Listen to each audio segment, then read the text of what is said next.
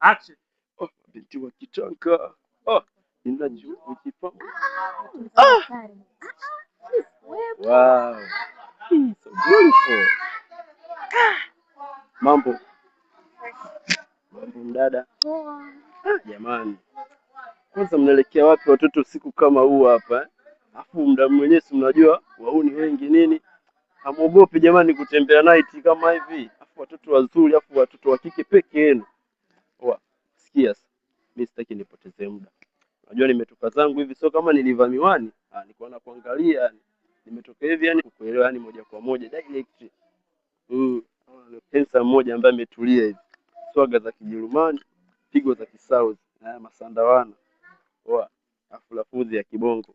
Mtu kama Msukuma hivi kama Mnyamwezi. Kidogo tu nitoke kwa Makonde, nikapaogopa. Watasikia mambo yasiwe mengi bwana. Mimi nataka hata namba yako basi. Dada mzuri. Andikie namba. Wewe dada vipi wewe? Una swaga yoyote wewe? Which is which? Unaangushaje simu yangu wewe? Unajua simu yanunua shilingi ngapi? Mbona unaiona hiyo simu ina thamani? Haina thamani yoyote. Kama wewe jinsi ulivyo. Sawa Cha kwanza, haki ndani. Cha pili, wewe sio type yangu. Cha tatu, nenda kaoge. Wewe, waje kuta mzuri au vipi?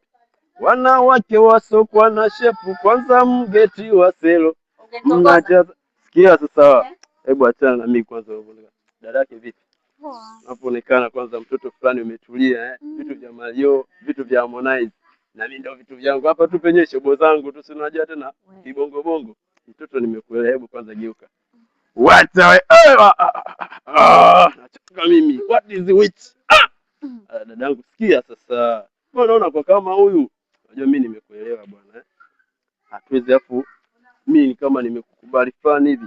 So hapa cha kufanya unanipa namba zako afu night na kucheki.